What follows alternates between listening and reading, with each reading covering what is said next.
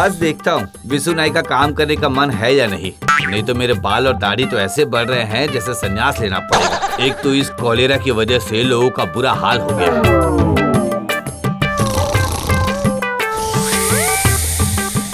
बाप रे बाप, ये तो सुबह सुबह ही नाक बजा कर सो रहा है। बिशु भाई, ओ बिशु भाई, बिशु भाई। उफ, लगता है आज भी नहीं कटेंगे।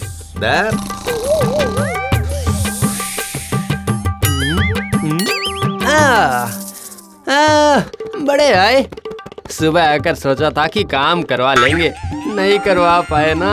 मेरा नाम भी बिशु नाई है। सारा दिन काम काज नहीं करना ही मेरा धर्म है।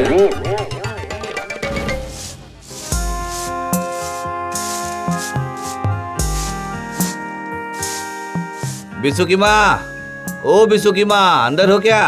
कौन? मैं नरेश, आपके बेटे के पास गया था बाल दाढ़ी बनवाने, पर वो तो कुर्सी पर बैठ के ऐसे सो रहा है कि मेरे जगाने पर भी आंखें नहीं खोली उसने। ऐसे अगर वो नाई के काम में आलस करेगा तो गांव में बाल दाढ़ी कटवाने का रिवाज ही खत्म हो जाएगा। गांव का इकलौता नाई बिशु ही तो है। गांव में फैले कॉलेरा के बीच अगर बिशु को थोड़ी सी भी अकल आए तो क्या करूं, मुझे कुछ समझ में नहीं आ रहा। इस लड़के का दिमाग पता नहीं कब ठीक होगा। सोचा था शादी करवा दूंगी तो काम करने में मन लगेगा, पर देखो मेरी इतनी सुंदर बहू काम कर करके परेशान रहती है। अब क्या कहूँ? समझाइए समझाइए, अपने बेटे को समझाइए। जाता हूँ, मैं अपने घर की तरफ ही जा रहा हूँ। अगर ऐसा ही चलता रहा तो 2 दिन बाद तुझे बिना खाए ही रहना पड़ेगा बहू। तेरा दुख अब मुझसे नहीं देखा जाता रे। इस कॉलेरा में मैं मर क्यों नहीं जाती रे?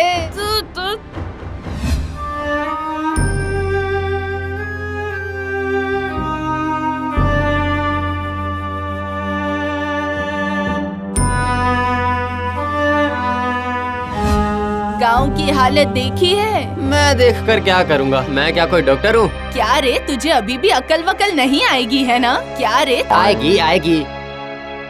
पहले जल्दी से दे दो, कुछ खा लेता हूँ ना। अरे सीमा, थोड़े और चावल तो लाना। सुन बिशु, कल मुखिया के बेटे के जनेऊ में तू चले जाना। मुखिया घर पर आकर कह कर गया है, अगर तू नहीं गया तो उसके बेटे का जनेऊ नहीं होगा। अच्छा ठीक है, मैं चला जाऊँगा, तुम फिक्र मत करो, ठीक है? वो देखो बिशु आ गया है। चलो चलो राधा, जल्दी करो। ऐसे गांव की ऐसी हालत में बेटे को जनेऊ करने की कोई इच्छा तो नहीं थी, पर कुलगुरु की बात को कैसे अनदेखा कर सकता था मैं। ए बिशु, बिशु मेरे बेटे के बाल काट दे बेटा, काट दे। हाँ काट दे। आजा आजा। जी अभी काट देता हूँ मालिक।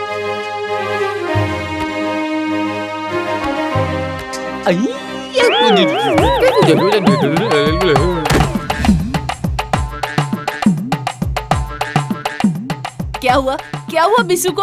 हाँ क्या हुआ?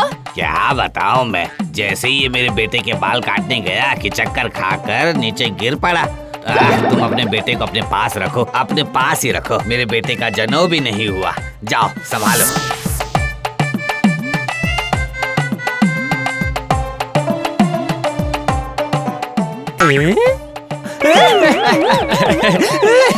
बड़े आए, बिशु से काम करवाने वाले। ऐसी ताकत इस गांव में किसी में नहीं है ना? हाय हाय हाय रे, तूने फिर से धोखा दिया। तेरा क्या करूं मैं? घर में दाल चावल कुछ भी नहीं है, तुझे पता नहीं है? अब क्या होगा माँ? तू खेतों में जा और हमारे घर के बचे हुए धान उठा ला। अच्छा, पहले थोड़ा सा सो लेता हूँ, उसके बाद ही धान निकालूंगा।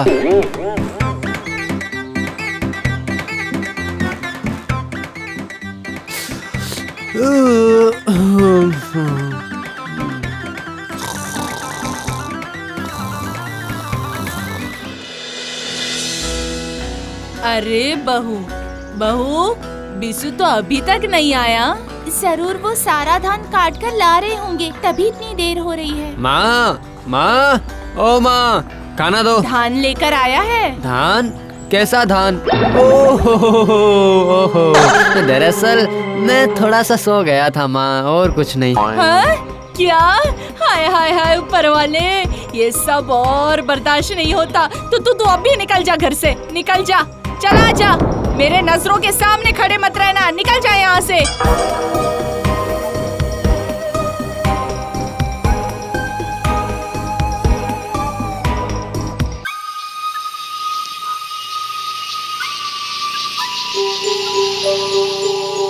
आज की रात तो इसी जंगल में किसी पेड़ पर चढ़कर बितानी पड़ेगी। हाँ? अरे बाप रे, ऐसी आवाज तो पहले कभी नहीं सुनी।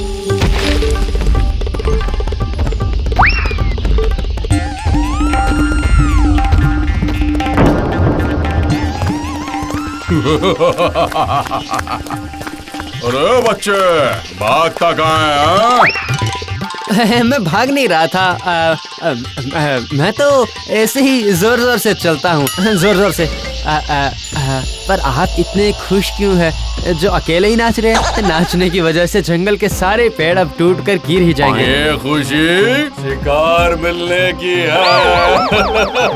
तुझे खाऊंगा और अपनी भूख मिटाऊंगा।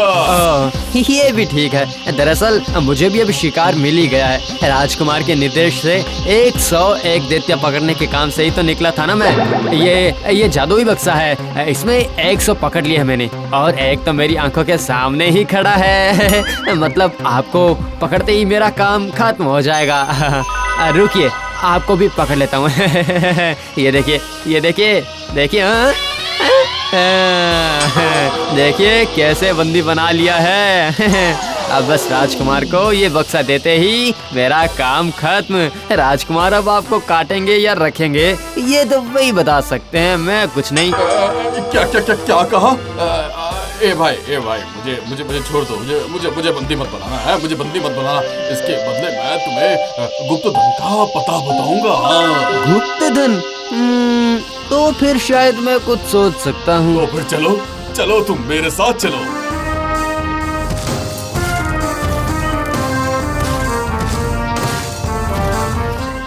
तो क्या यहाँ पर रखा है क्या गुप्त धन? बहुत साल पहले एक राजा युद्ध में हार कर राज्य को हारने के डर से यहाँ कुछ गुप्त धन गाड़ कर गए थे।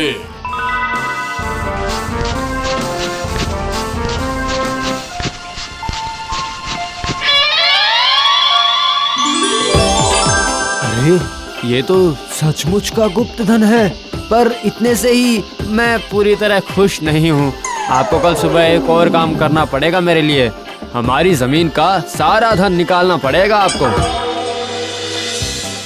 अरे क्या हुआ?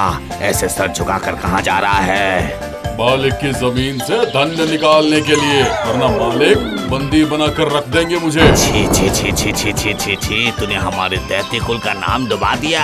छी छी छी, एक इंसान तुझसे ऐसे काम करवा रहा है और तू बिना विरोध के मान भी ले रहा है। हाँ? छी छी छी छी छी छी छी। नहीं, तुझे पता नहीं है, हमारे जितने भी काका चाचा थे सब किसी न किसी अंगूठी या चिराग के दैत्य थे। वो भी इंसानों के हुक्म से ही काम करते थे। हमारे वंश का इतिहास ही खराब है रे। तो फिर अब मैं क्या करूं बता? चल अब मैं जाता हूँ और काम खत्म करके आता हूँ।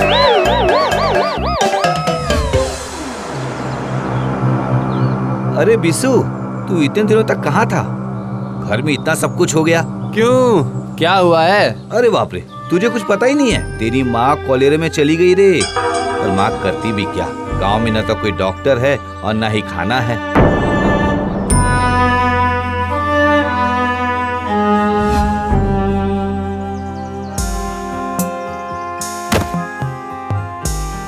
ये लीजिए मालिक, आपके कहने के अनुसार सारा धन लेकर आ गया हूँ। अब तो मेरी मुक्ति हो ही जाएगी, है ना मालिक? मालिक अगर बंदी बनाकर भी रखोगे तो भी चलेगा, हाँ? मगर गुस्से में मेरी 800 साल की जिंदगी को खत्म मत कर देना है। मुझे मारना मत। अगर चुपचाप नीचे नहीं बैठे तो मैं। अच्छा अच्छा अच्छा, बैठ गया, ये लो, बैठ गया, देखा? बैठ गया, ये लो।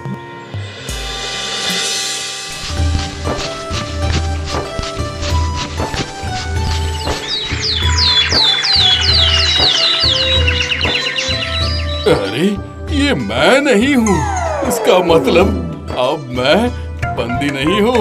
मुझे मुक्ति मिल चुकी है, मुझे मुक्ति मिल गई है। मुक्ति, मुक्ति।